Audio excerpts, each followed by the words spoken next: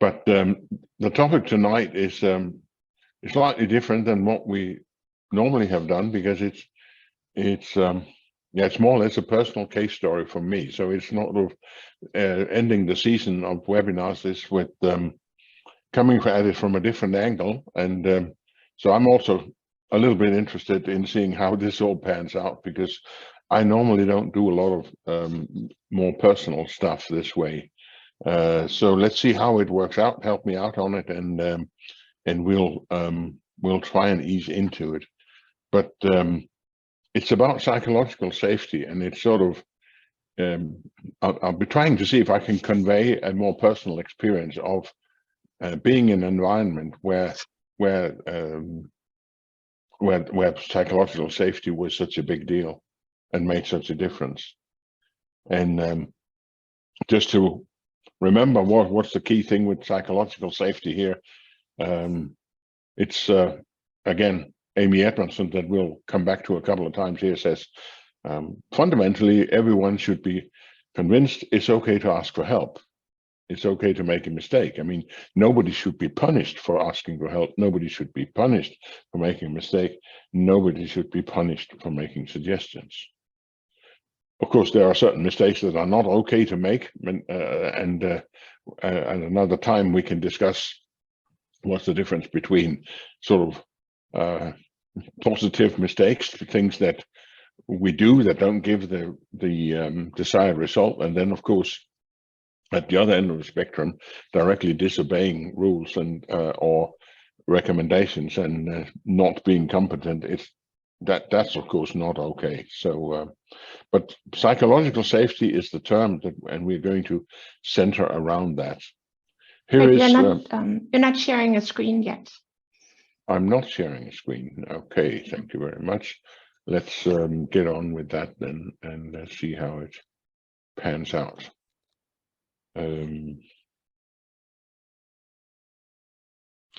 We're sharing now? Yes. Okay, very good. Well, so this is just the opening slide. Here is Amy Edmondson. A couple of statements from the lovely Amy. She says, for knowledge work to flourish, workplace must be one where people feel able to share their knowledge. Well, obvious in a way. This means sharing concerns, questions, mistakes, and half-formed ideas. And another one, she says, hierarchy, or more specifically, the fear that it creates when not handled well, reduces psychological safety. So let's just check into the meeting here and think about that for a few moments. Just reflect for yourselves of just a half a minute, and if that provokes some idea, or you think of something specific, please let us know what you react to with these couple of quotes here. Anything that makes you think concerning tonight's topic. So I'll give it a few seconds here.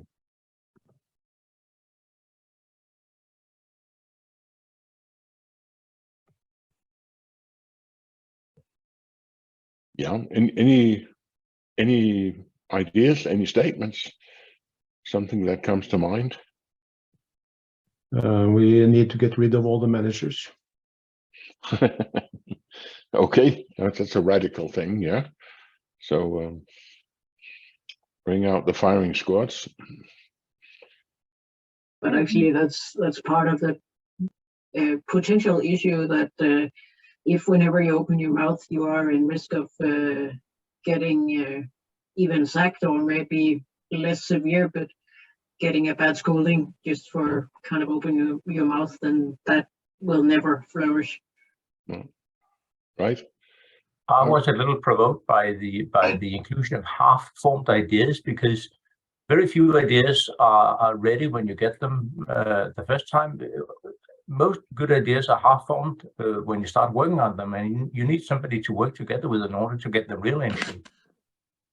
That's a very good point, I think, Arne. Yes, and the other Arne thinks that we should practice saying yes and, because then we can build upon half-formed ideas instead of saying yes but. Yeah, absolutely. Okay, very good. Very good. I think we can conclude we are checked in, we are present in this activity here, and we'll move on from there.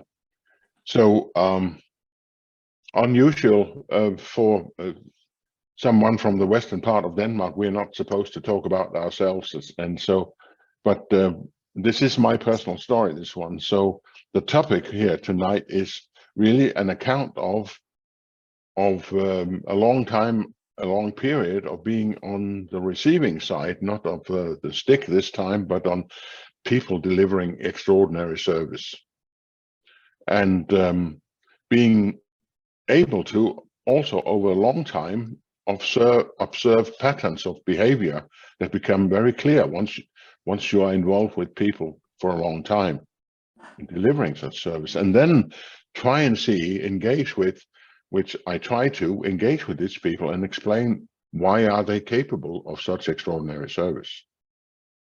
And I thought it was interesting enough to ask you to spend an hour here to hear about it. And I'd like to bring up some examples, concrete examples of behavior, observable behavior that happens during reception, in the operating theater, a very different kind of hierarchy, and a constant learning environment. This is sort of as I was thinking about this, these are the four headlines I would say is at the top of my stack. And then verifying the hypothesis of psychological safety and how we went about that. We used Amy Edmondson's template, and I'll give you some details and even some numbers for those who are desperately in need of key performance indicators here. There'll be something for you guys as well. And then finally, a bonus topic: how do you create a reverse shitstorm? I thought a lot of people might be interested in that, since we have plenty of the aforementioned ones around. How can you make a reverse one? And this is not actually returning the favor to the one sending the original. That's not what we mean by it, but it is a reverse. It's sending something else across.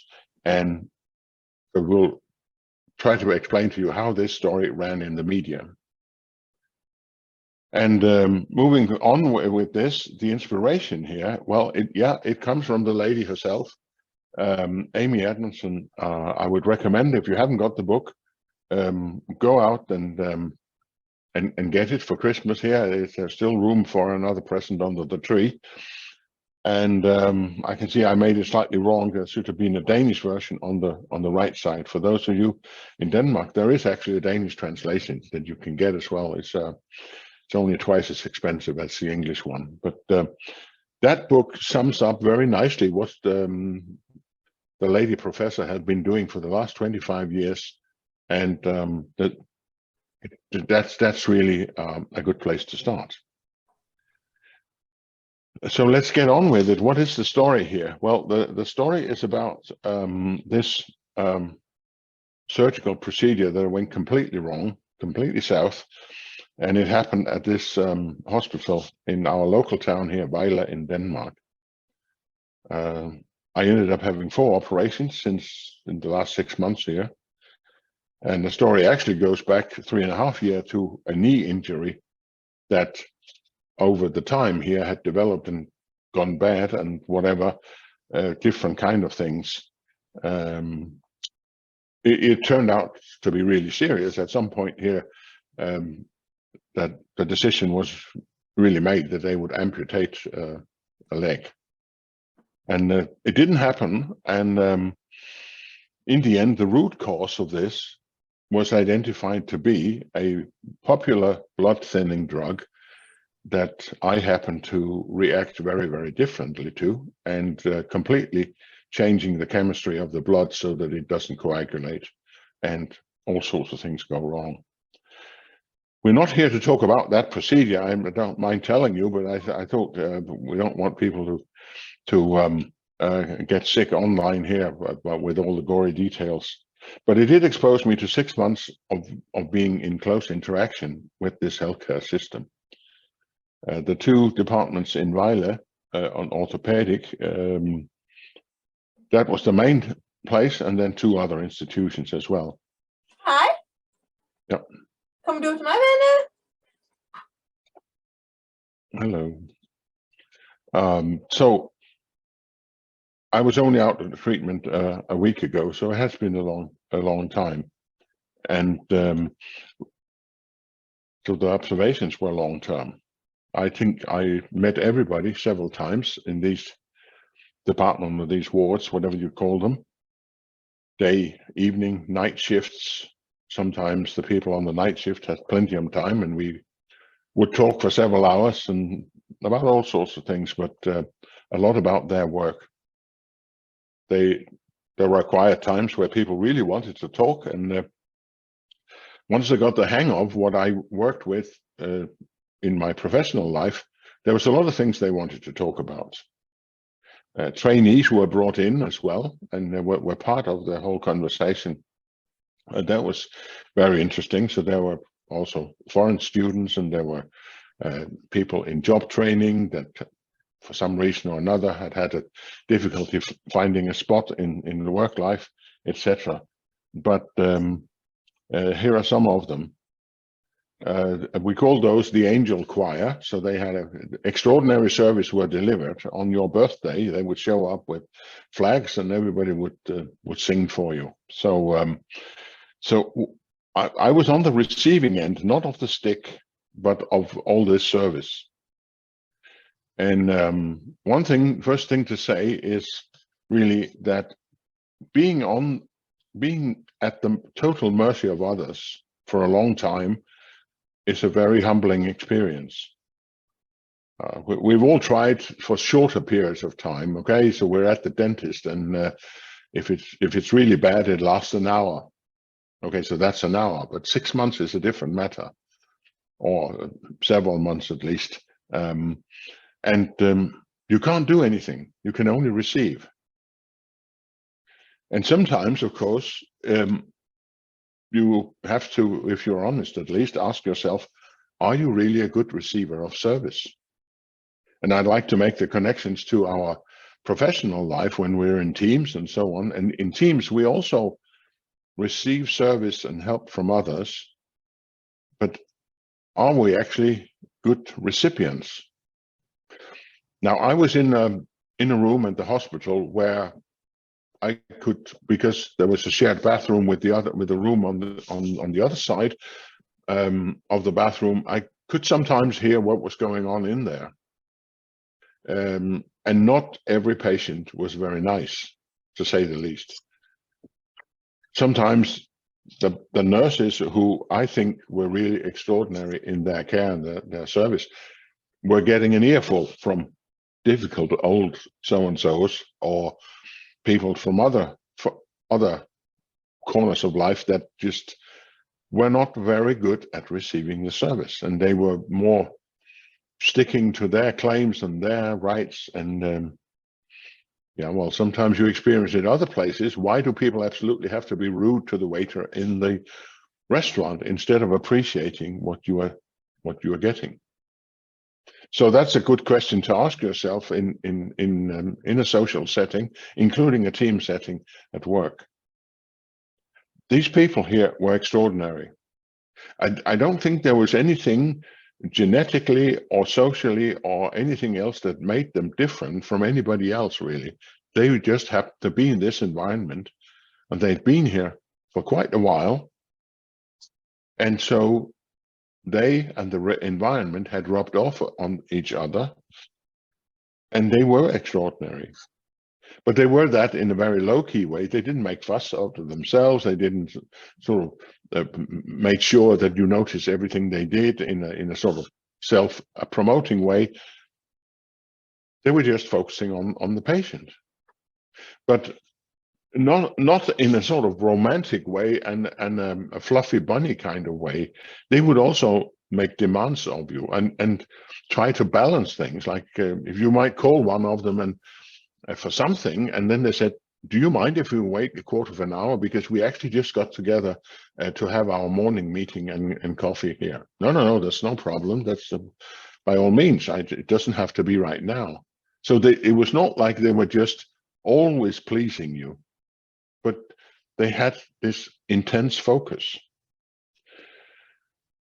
I was preparing for tonight to say what characterized these people. How come this was experienced so differently than most of what I otherwise about? They were always available and observant. In the US, Paul told me that they were called bright-eyed and bushy-tailed. So like the squirrel here, who is bright-eyed and bushy-tailed, always ready to do something, so were they. They made an effort to do it, I'm pretty sure, because I know some of them, yeah, well, they had small kids and so on, so maybe they didn't sleep too much this night, but they made an effort anyway. They always step in if someone is not there. So, okay, the usual person that does this and this and that is not there right now. Someone steps in, no questions asked, really. You don't feel that, no, we can't do this because this person is not here. They will step in. A very notable thing is if one staff member is in need of help for something, they will get it pronto, ASAP. We'll get back to that one. This is a key thing, this about the help. There's no boss worker syndrome here. Doctors and nurses are colleagues. I mean, I've been in hospitals before and I've dealt with these types of personalities before, and this was just unusual because this is normally, apart from the army, I think the hospital is one of the most hierarchical organizations otherwise, where doctors are certainly doctors and nurses are certainly nurses, and very different here. No one is above running an errand. If we need something, the chief surgeon would run an errand. I'll go and get it for you, he might say to a nurse, and things like that. And everyone asks questions all the time. So why are you doing this? Or what's the deal with this? And so forth. So there's a constant involvement. We were just having a product owner course the last 2 days and talked about Stanley McChrystal and his radical transparency. In this case here, I didn't see all their what they had in the office and so on, but that communication certainly provided a lot of transparency. And then constant learning. They always brought in a younger person, a new person, a colleague who was not experienced in this area to see or learn something, or trainees. They had trainees and took good care of them, it seemed. The trainees themselves sometimes came in and talked, and there was a Norwegian young lady who said that she'd never been in such a place where she was, as a trainee, treated with this kind of dignity. So, and there was no fuss about it. It was just natural, low key. And that is not necessarily so. There was another department that we sometimes needed to have some help from. There was one point where the other department had made a sort of a mistake with a small operation of putting in a drop or something, and it wasn't done right. And the surgeon said to the nurse, please call them and have them come and redo it. All right, she went out and she came back, and then she came back to the chief surgeon sort of with a phone stretched out in her arm and says, they won't do it until the chief surgeon himself calls and asks for it. And he got very angry. What kind of nonsense is that? Give me the knife, he said. I'll do it myself. So it's not everybody has this. There was very upstairs and downstairs. At another institution that I happened to be in a week or so, you could just almost smell the difference. How there was driven by fear, and I want to protect myself. Very different spirit of work. One of them said, or several said, actually, it's good to be here. You're allowed to do a good job. So they were, I think it was good old Deming who said, allow people to have pride of workmanship, with his deep voice. And this was certainly the case here. So people were proud of it, and some told that they had actually transferred on purpose from other departments in the same hospital because there was such a good reputation here. So some of the things you can learn from Just a few examples.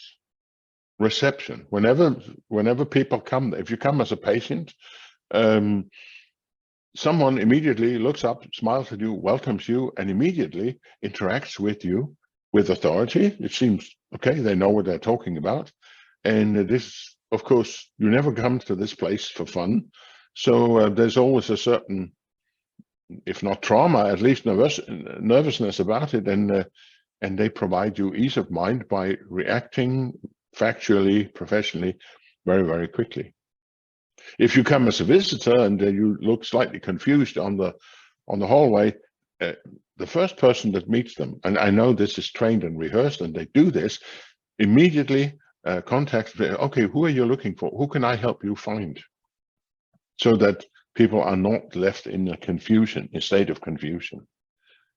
When you're there, if you have visitors and it's feeding time, then the visitors will be offered as well. They should not be and left out. And so the reception is handled, and that of course is the opening gambit. Once you are received well, okay, you're already on a good course here. And I think sometimes we forget that. Paul Norton and I had a discussion about what we call the agile customer circle. How can we get some of this stuff into normal businesses and have a group of people that focus on the customer the same way that that certainly I experience here. In the operating theater, there was also a couple of interesting observations, but the most important one was that there was a nurse just about to turn on all the drugs and the anesthetics and so on, looks at the paper and say, oh, what is that? That's not the way we normally do it. There's a missing part here. Why is this not here? And then nobody knew. And then she immediately chased out the senior doctor who had written what she should do and how she should administer this anesthetic, got him out of a meeting, and okay, there was a good answer, because this was sort of a rework of an operation. Therefore, we should not administer this drug, etc. But the initiative was remarkable. There was no shying away from chasing out the senior doctor and saying, oh, he might tell me off or yell at me. She did it anyway. The hierarchy, as I said earlier on, was very, very different here. The chief surgeon, he said, when I put down the scalpel, I'm not in charge anymore. The nurses are. They know how things heal. So you take your advice from them and you do what they say to you. And something, when they were together, said, okay, let me hold this one while you do your work or something. So the doctor is not above being an assistant to the nurse here. Yeah, what I said before, to do it yourself then, and several of these things, we're missing something, and the surgeon said, okay, I'll run down and get it on there was sort of a central store where you could get these things we're missing. And in a lot of other places, the doctor would never do that. I mean, he would find some subordinate that could be chased around because afraid of losing panache or whatever. I don't know, but this was remarkable. It's a constant learning environment. People would come in, and because there were quite a lot of special things going on here, they said, can I bring in this person? Because they've never seen how we do these things, and she would like to know. Yeah, of course. Or someone, and this is more or less straight out of David Marquette's book with intent-based leadership. I plan to let trainee ABC do this procedure on you, change this or do that or whatever today. Is that okay with you? I mean, they don't just dump it on me, but they say, I plan to do it. Is it okay with you? An invitation. And yes, it was, of course, okay. Then we got to a point where, after this conversation here, we talked about it. We talked about psychological safety, and I asked permission by the chief surgeon and the chief nurse. What do you say? would it be possible that we gave all the staff members a tablet with a questionnaire on and try to see how does this map to Amy Edmondson's theoretical approach to psychological safety? Well, that's fine. I was okay. I could do that. They had a bit of a debate whether they actually needed to ask HR about it, but in the end, they decided to not ask. That's probably easier, they said. So they didn't ask HR whether I was allowed to talk to the nurses. So anyway, I made the survey in Google Forms in the hospital there, and on a tablet, and it circulated in the 2 departments for a few days, and they filled this out here. This is Amy Edmondson's 7-point questionnaire. We will in a moment, we'll just leave this one up here and just have a quick chat about why these points are important. But I'd like to just show you the next slide before we do that, and then we back home to this one. So a lot of them answered. There were a few that were on holiday or something, so it wasn't everybody, but I think it was 46, and we sort of collected the data, a little bit of spreadsheet acrobatics, and we ended up with a display like this.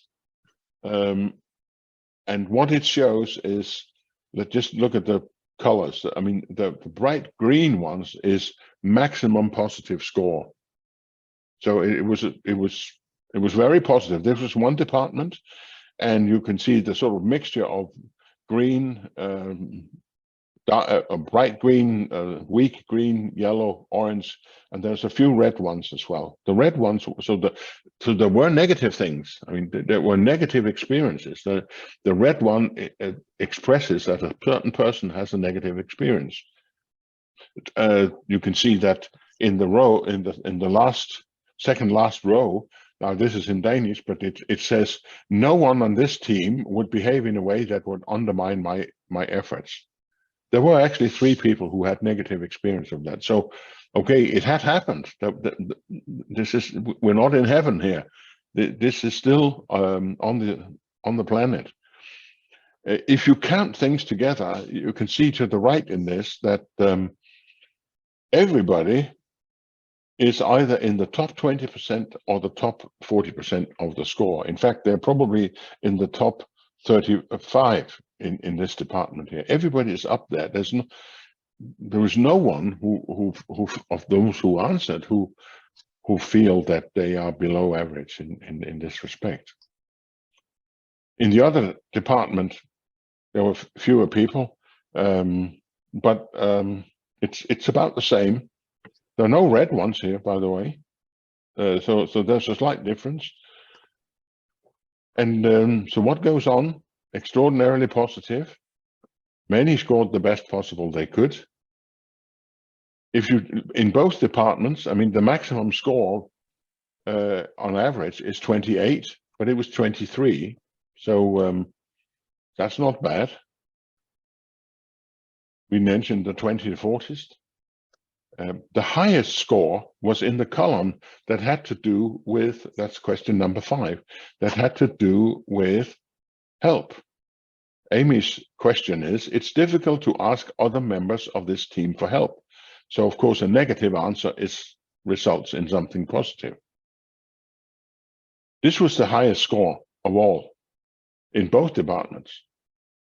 So very high, 93% of the maximum was what people experienced here.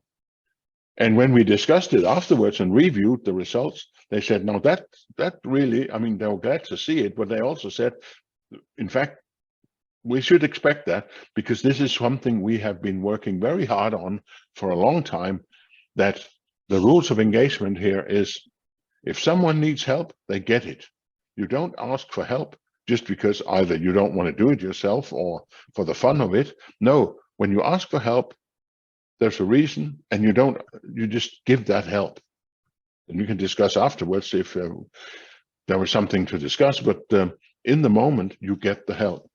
Contrary to asking other departments for help, where there would be a lot of complaint. Are you really sure you need me to help you? Have you tried yourself? And all sorts of things. Here you get the help, and people were really, really positive about that. They had refined it over several years. So this was nothing new. The chief surgeon said, no, this is over several years. I came in 2019, he said, so I can't claim that it's me who's created this. Probably it's even more positive in reality, because I did see that some misunderstood the reverse questions. But these are the data. This is the results of this analysis. So I think we'll just stop for a moment here and back up and look at this one here. And instead of going out in breakout rooms, let's just do it here in more or less in plenum, and see if anybody has some either experiences with these questions or some comments to the relevancy of each of the 7 questions that Amy Edmondson uses. Any experiences or comments?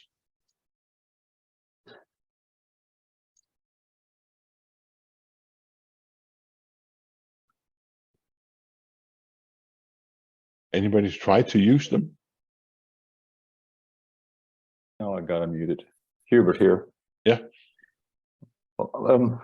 Both. I work with this on a daily basis. Maybe a bit subdued, but this is a really critical, important base for the type of conduct I want to achieve with my work and with the people I co-work together with. I wouldn't say everything is explicit, but our well-being being able to conduct our job is based so deeply on these points. So I see them every single day. Yeah. Thank you.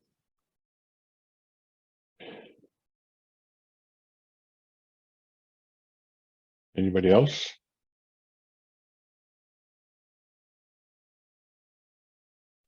Well, I haven't used them directly, but I actually like the overview that you get, and it also gives you a good basis for trying to improve how the sort of team collaboration is working. Yeah. What we did at the hospital was to collect these data, and I put together a small 2-page document trying to give an interpretation, and gave that to them and said, okay, you take it from here. Come and ask me if you want to discuss more. But so I don't know how much they have done after this. That's up to them, really. But it highlights a few things, and I think what we got out of it was mostly, okay, there are still some people who've had not so positive experience, and we were discussing, so how can we deal with that? We don't know who it was. This was anonymous, but how can you try to uncover that and deal with it and see if there are what we had in these webinars, also a couple of crucial conversations to be had. Because when someone has a very negative experience of being undermined, I mean, the question number 6 was the one that people reacted to. Being undermined then of course it's quite serious. I mean, you that hurts you, and it reduces your efficiency and your effectiveness.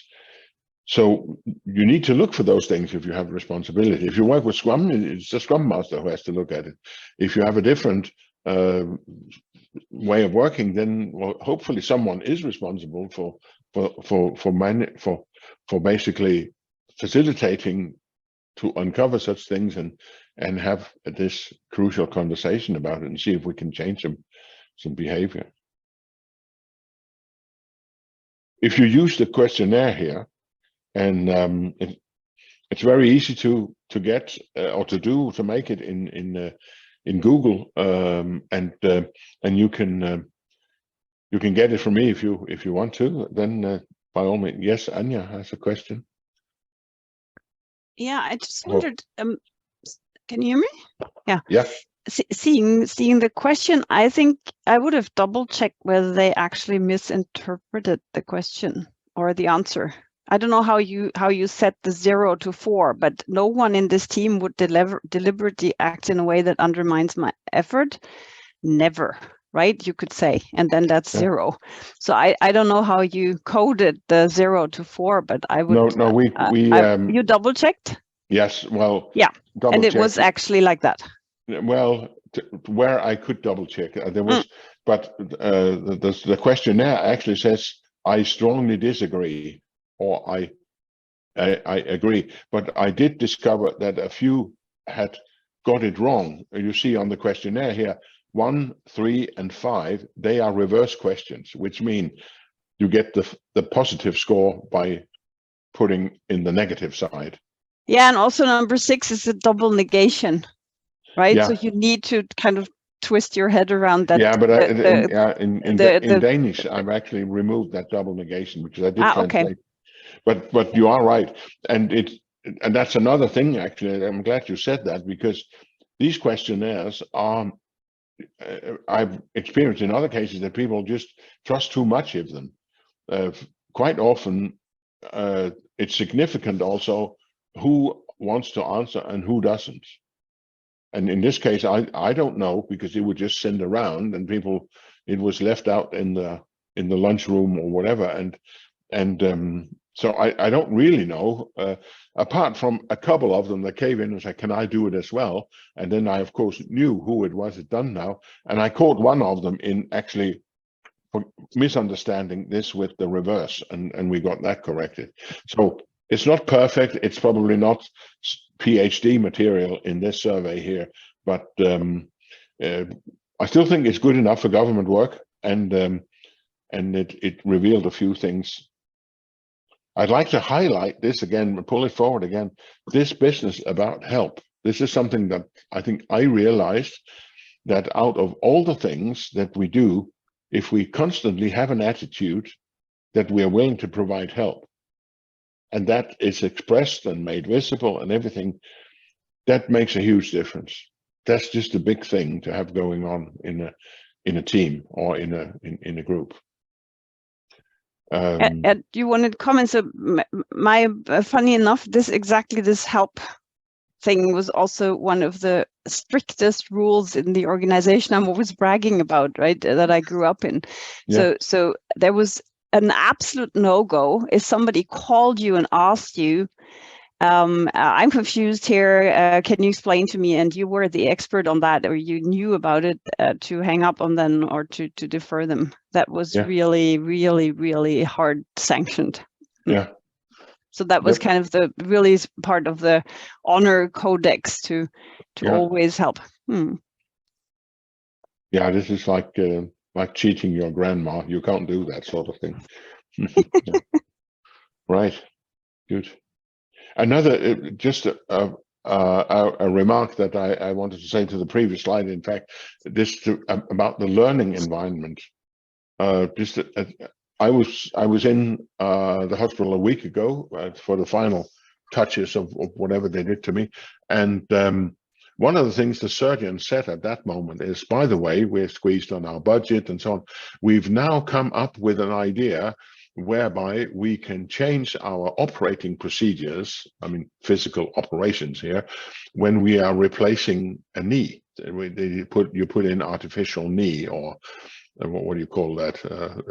And sometimes it's only half a knee that they put in, and that's a simpler procedure. And we found out we can do that in our inexpensive operating rooms on a day-to-day basis, instead of having people in for several days.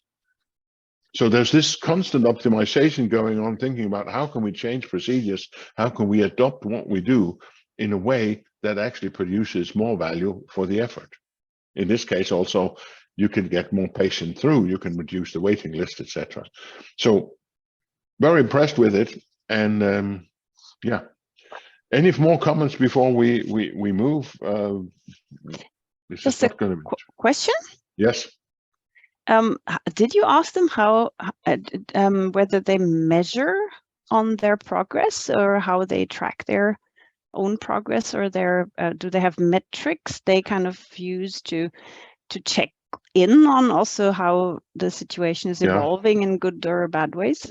They and they had positive and negative sentiments about that, because occasionally, since I mean, this is a public institution, this is controlled by the government, and all of a sudden some things come rippling down from the top, from the administration. Now you have to do this and this and that, and that'll measure so and so. And they weren't extremely positive about that. But they had made their own lists where they kept track of various incidents. They kept track of where someone had expressed, this took too long, this patient was waiting too long for whatever it was, or there was a waiting time where the bed is not ready or something, and he comes up here and we have to leave him on the hallway for more than 10 minutes or whatever. Those sort of things they kept track of and tried to improve. The interpersonal things, my understanding was, from what I heard, was that was more down to simple communication, talk to each other. There wasn't really numbers and things like that on that side. But an interesting aspect also discovered how when people feel in support of each other, so between the different shifts, the daytime, the night, the evening and the night, for example, there was a lot of patients that were only there for a short time, which means there was a lot of in and out of beds. So the nurses on the evening shift didn't have that much to do compared to those on the day shift. So what they did was that they went into the rooms where there was an empty used bed and managed to get it out before patients should sleep. And then the night shift would have it ready, because the night shift would, whenever they had time, actually prepare the beds for the next day. But they were thinking forward. We do this so that it's the next person in line is having an easier job. And also, I think, a very positive way of thinking. Yeah. Yeah. Any more comments before we move to the final bits here? There's not much left, but this is also not supposed to be Tolstoy's War and Peace here, so it's a short story. And okay, I don't see any raised hands or hear any voices, so let's move on to the last one here. We talked about the analysis of the answers, and so that's all very good. And then the bonus topic. What happened here was that I contacted the local newspaper, and it ended up in an article in the local newspaper. So quite a lengthy article, and I told them I have a sunshine story as something quite new concerning our healthcare system, because we don't have many of those. We have people bitching and griping and moaning and about it, and but not very many with something positive. That was rare. Okay, so they want to bring it. It took some time, and I had to fight the journalist a little bit, because they wanted to make it more of sort of an interesting, funny story that this old geezer Kurt was in the hospital and was bored, so he sat there doing surveys and ha, isn't that funny? And I thought, well, that's not really what's interesting. I don't think my effort is interesting. What's interesting is that here's a unit in a part of our society that is normally told off, and they seem to function exceptionally well. I thought that should get out. Okay, so it did get out, and actually I'm reasonably happy with the article, but they also sent it out on Facebook. So the article was on Facebook, and that was in fact what certainly surprised me and interested me most. Remember, this is a fairly small local newspaper. This is not a big earth-shattering thing. It's just one person. It's not 100 people that have died or something like that. So not a big deal in many ways. But there were 800 plus likes on this Facebook thread. There were 56 comments, and there were 87 reshares. And there was a lot of people who reshared. There was quite a few who mentioned other people and said, you should read this. But the comments were so positive. It was really surprising to see. A lot of people came forward and said, oh yes, that's so nice to hear. I've had the same experience with these people. Or they explained other stories, and there was there was a lot of it. I haven't counted it, but I would say more than half of the comments were explicit personal stories about what they had experienced or how they experienced having their old mother-in-law in there or something. And I know it made a huge difference for the staff in there to see and that people are expressing gratitude and appreciation. As one of them said to me, because normally they people come in here, we do what we do, and they go home, and they're happy. Because we did a good job, we don't see them anymore. We normally only see when things go wrong, really difficult ones like you, me, right? Like the surgeon said to me, I hope I'll never have a patient like you again. And I also said to him, well, I hope I never have to see anyone like you again, because this is not fun. So, but it had a profound influence on people that they could see that this was positive. So all these stories came to the surface, and it went on for several days. And I just thought of this. This was a reverse shitstorm. It's these days, every second day in the newspaper, oh, there's a shitstorm about this and that, and someone's done that, and then it really tears up people's emotions, and they feel they should go out and they should tell them off, and they should use swear words, and they should all kinds of things. The reverse can also happen, and it can change. It can change an awful lot. The funny thing was, because I decided to put a positive spin on this, there's a lot of things I could talk about that are really negative in this also. This was not the spin on this story, and because there was someone who opened the not the can of worms this time, but the bottle of champagne, and said something's good happened. It was all of a sudden okay for others to join in.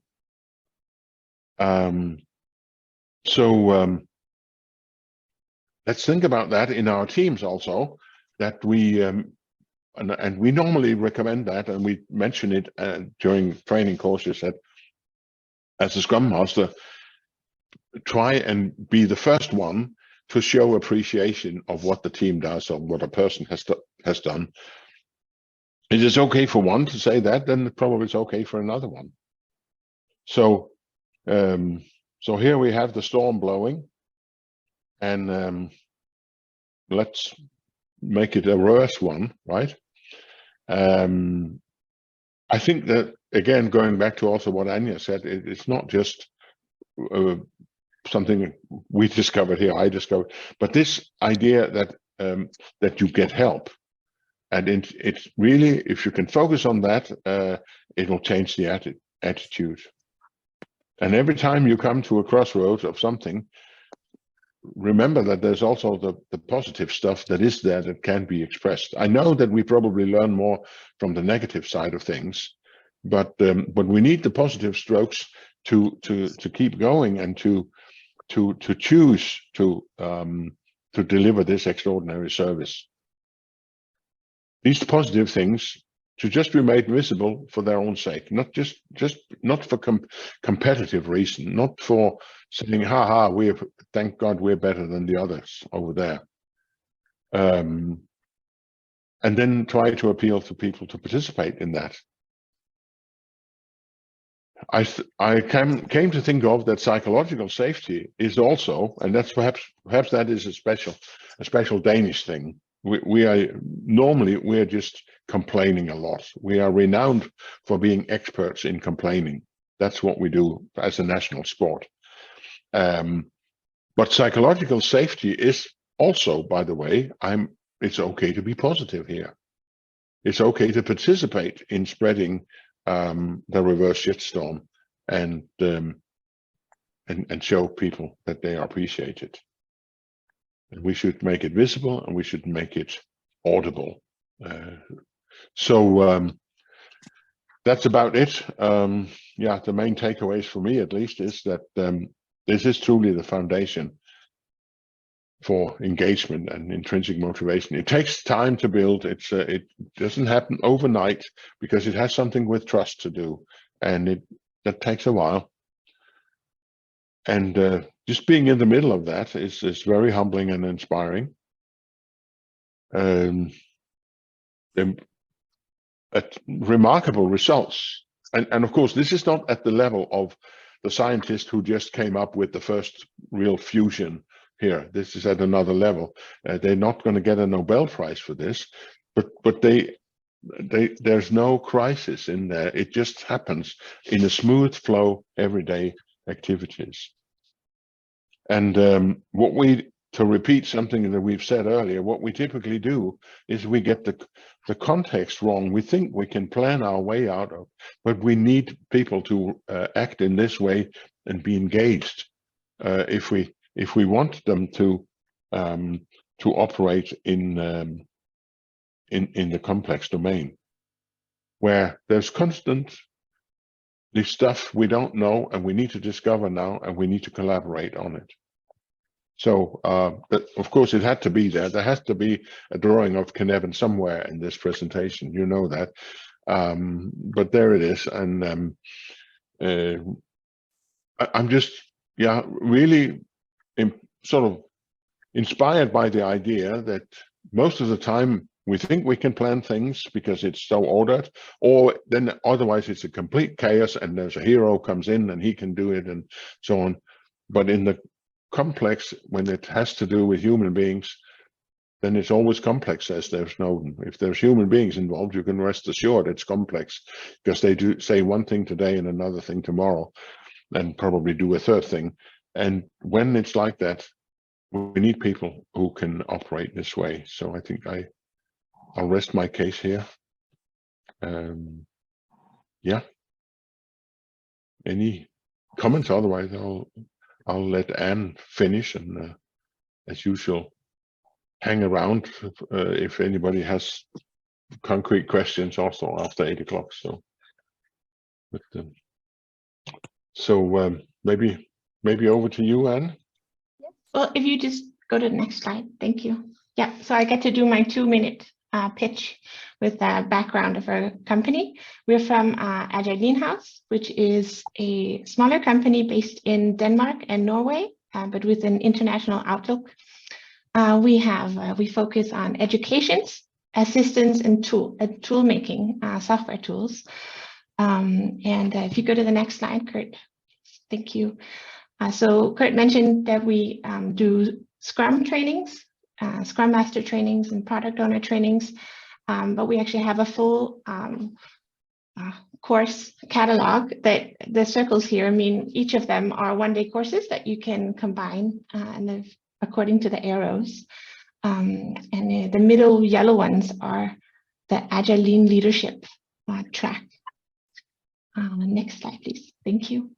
So these are the different tools we have. I said we have software tools, but we also sell one small set of physical tools, which is Agile cards for doing planning poker, estimation poker.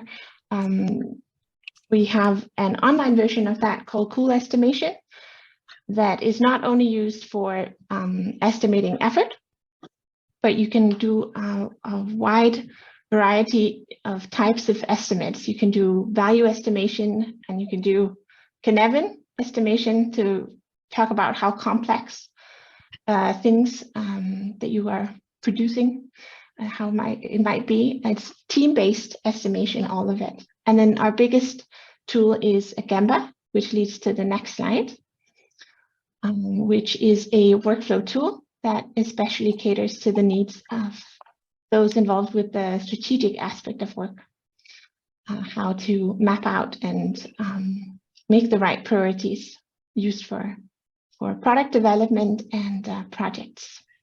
Yes, I think that was less than 2 minutes, but Yeah, thank you everyone for coming. Yeah. Thanks for that, Anne. I'll just I'll drop in the chat a link to